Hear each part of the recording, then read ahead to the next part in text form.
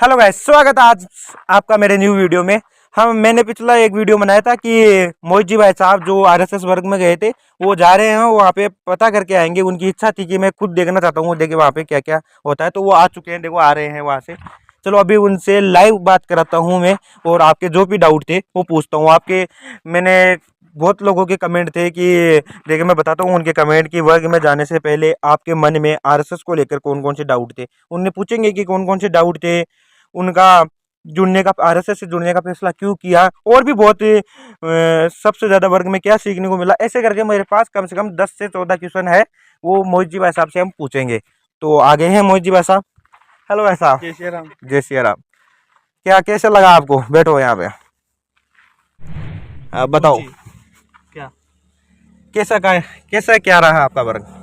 मेरा first experience unexpected था। मुझे पता नहीं था कि यार आरएसएस में ऐसा भी सब कुछ होता है। मैं जैसे सोचता था आरएसएस में वैसा नहीं था। क्या सोचते थे आप?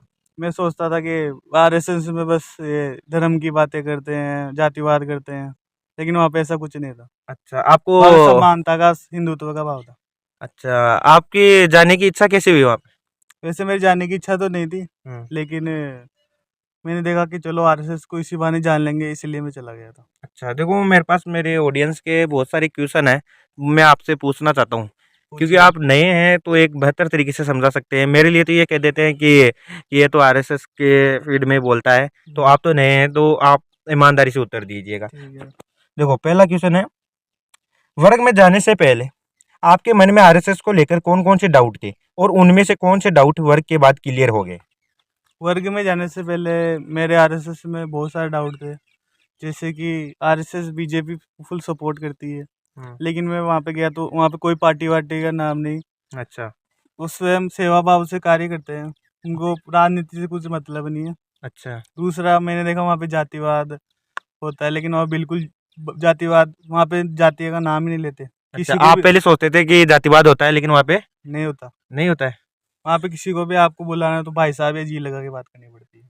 अच्छा, ये दो डाउट थे, ये दोनों क्लियर हो गए। हाँ। और कोई डाउट नहीं रहा आपके? और ये ऐसा भी डाउट था कि ये मुस्लिम विरोधी है। अच्छा तो मुस्लिम विरोधी है क्या? नहीं, मुस्लिम विरोधी नहीं है। वहाँ पे ये मुसलमानों के विरोध में बताते हैं क्या कुछ नहीं, बातें? कुछ ही नहीं बताते। कुछ नहीं बताते। और चलो एक और मेरे सब्सक्राइबर का मैसेज था कि सबसे पहले पूछने से पहले आप अपना छोटा सा अपना परिचय दे दीजिए, कि हमारी ऑडियंस को पता तो चले आप है कौन, कब से संघ से जुड़े हैं। बता दीजिए, अपना परिचय दे दीजिए। मेरा नाम मोहित है और मैं बीए सेकंड ईयर में पढ़ रहा हूँ। मेरा गांव मींडा है और मुझे संघ से जुड़े हुए कम से कम 1 साल हो गए। अच्छा अच्छा, पहले आप शाखा में जाते थे, फिर आपने वर्ग में जाने की सोची? हाँ। अच्छा, तो शाखा में आपके डाउट क्लियर नहीं हुए थे? शाखा ऐसे अच्छी तो लगती थी, लेकिन ऐसे डाउट वाउट क्लियर नहीं होते थे वहाँ पे। अच्छा, तो वर्ग में जाने के बाद हो गए आपके हाँ, डाउट वहाँ क्लियर। पे क्लियर हो गए। चलो आपका तीसरा क्वेश्चन देखता हूँ मैं। आपने आरएसएस की शाखा से जुड़ने का फैसला क्यों किया? डिसिप्लिन के लिए। क्या डिसिप्लिन आया आप में? रोज सुबह जल्दी उठना, एक्सरसाइज करना। पहले पहले नहीं था आप में? पहले मैं जल्दी नहीं उठ पाता था, लेकिन शाखा की वजह से मैं रोज जल्दी उठ पाता हूँ। ये और तो बहुत, डिसिप्लिन बिल्ड होता है आरएसएस की वजह से, शाखा की वजह से। ये बहुत बढ़िया आपने। अगला क्वेश्चन है कि पहली बार शाखा में गए तो कैसा अनुभव हुआ? पहली बार मैं जब शाखा में गया तो मुझे पहले कुछ समझ में नहीं आया था हाँ। कि यहाँ पे क्या हो रहा है। हाँ। फिर धीरे धीरे जाने लगा तो समझ में आया कि शाखा क्या होती है, संघी क्या होता है। वहाँ पे सूर्य नमस्कार ये भी करवाते हैं? वहाँ पे सब एक्सरसाइज कराते हैं। अच्छा, फिजिकल और फिजिकल और मेंटली आपको तैयार करते हैं। बौद्धिक भी 70 भी होता है? हाँ, बौद्धिक भी होता है। चलो अगला क्वेश्चन है, वर्ग में जाने से पहले आपको किस बात की सबसे ज्यादा चिंता थी? वर्ग में जाने से पहले मुझे चिंता थी कि मैं लोगों से बात कैसे करूँगा, वहाँ पे एडजस्ट कैसे करूँगा। अच्छा, हमसे बड़ी वो उम्र के भी आते हैं वहाँ वहाँ पे? पे बहुत बड़े बड़े लोग थे अच्छा उम्र से। जैसे?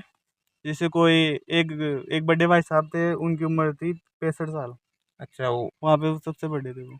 आ, वो हमारे और शादी के छोटे भी थे? छोटे भी थे। तो आपको बड़ों, पहले आप बड़ों के साथ बोल नहीं पाते थे? हाँ, मैं पहले इंट्रोवर्ट था। मुझे किसी से बातचीत करने में थोड़ी शर्म आती थी। अच्छा अब नहीं है? शाखा में जाने के बाद कम्युनिकेशन स्किल तो डेवलप हुई मेरी, अच्छा, कॉन्फिडेंस गेन हुआ। बढ़िया। वर्क का पहला दिन आपका कैसा रहा? पहले वर्क का पहला दिन एक्साइटमेंट जैसा था, मतलब? जैसे उत्साह चीज। मैं अच्छा, ऐसे ऐसे कुछ लग रहा था कि आपको एनर्जेटिक था, हमें कुछ नया सीख रहे हैं। नया सीख रहे हैं। ठीक है, पूरा वर्ग में पूरा दिन क्या क्या होता है? सुबह वर्ग में सुबह पहले जल्दी उठा देते हैं। हाँ उठा के पहले तो हमें प्रार्थना गृह में लेके जाता है। हाँ पहले हम वहाँ पे प्रार्थना की जाती है। हाँ। प्रार्थना करने के बाद हमें सुबह की शाका के लिए तैयार किया जाता है। उससे पहले नाश्ता करा देते हैं। सुबह पहले जल्दी उठाया जाता था हमको। फिर हमें वहाँ पे पूजा गृह में ले जाया जाता है। वहाँ पे हमें प्रार्थना करवाई जाती है।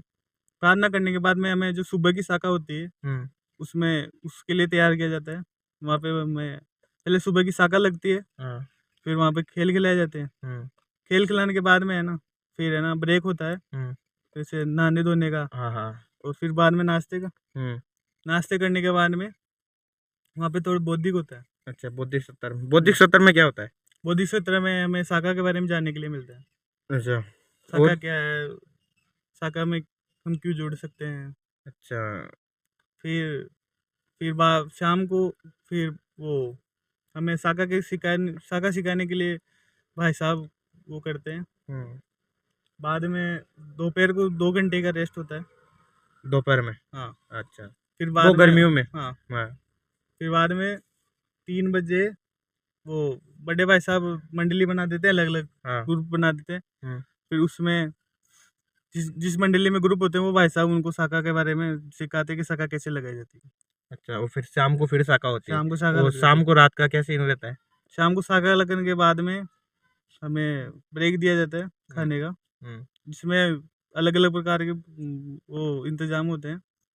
वहाँ पे ऐसे नहीं जातिवाद है, वहाँ पे हर प्रकार की हर घर से रोटियां लेके लिया जाती है।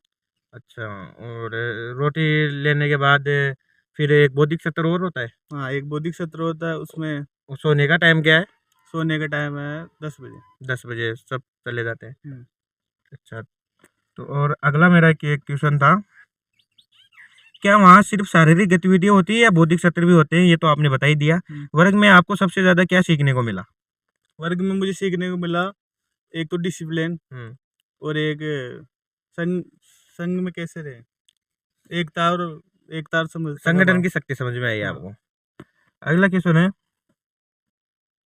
सबसे कठिन और सबसे मजेदार अनुभव कौन सा रहा? सबसे कठिन वहाँ पे लोगों से जुड़ने में था। सबसे मजेदार था लोगों के बाद में जुड़ने से, उनसे बात करने में मजा आया आपको? मजा आया। अच्छा, वर्क से लौटने के बाद आपकी सोच या दिनचर्या में क्या बदलाव आया? वर्क से लौटने के बाद में थोड़ा और डिसिप्लिन हो गया। अच्छा, पहले सुबह जल्दी नहीं उठते थे तो आपने बताया हाँ। था। हाँ। और आरएसएस के बारे में लोगों की सबसे आम गलतफहमी क्या आपको लगती है? कि लोग समझते हैं ये मुस्लिम विरोधी है और बीजेपी सपोर्टर है। अच्छा, ये पहले आप ही सोचते थे? सब हाँ। आपका आपका तो डाउट क्लियर है हाँ, इससे? लोग सोचते हैं कि ये मुस्लिम विरोधी है, लेकिन अगर आप संघ में जाएंगे तो आपको पता चलेगा कि आरएसएस अंदर से क्या है। लोग बाहर से देख के जज करते हैं आरएसएस। तो आप यही कहना चाहोगे कि एक बार एक बार शाखा में आप जाके देखिए, वर्ग में भी जाइए, आपको आरएसएस के बारे में पता चलेगा। अच्छा, अगर कोई पहली बार वर्ग में जाना चाहता है तो आप उसे क्या सलाह देंगे? अगर कोई पहली बार वर्ग में जाना चाहे तो वो ज़्यादा सोचे मत, तो संघ में वर्ग में चले जाए। उसके पूरे डाउट क्लियर हो जाएंगे? उसके पूरे आरएसएस के लिए डाउट क्लियर हो जाएंगे और वो फिजिकली मेंटली स्ट्रांग होगा। अच्छा, आखिर में एक लाइन में बताइए, वर्ग ने आपको क्या दिया? वर्ग ने मुझे राष्ट्रीय भावना दी और डिसिप्लिन दिया। एक लाइन में बताना हो तो? हाँ। ठीक है, धन्यवाद आपका कीमती समय देने के लिए। जय श्री राम। जय श्री राम।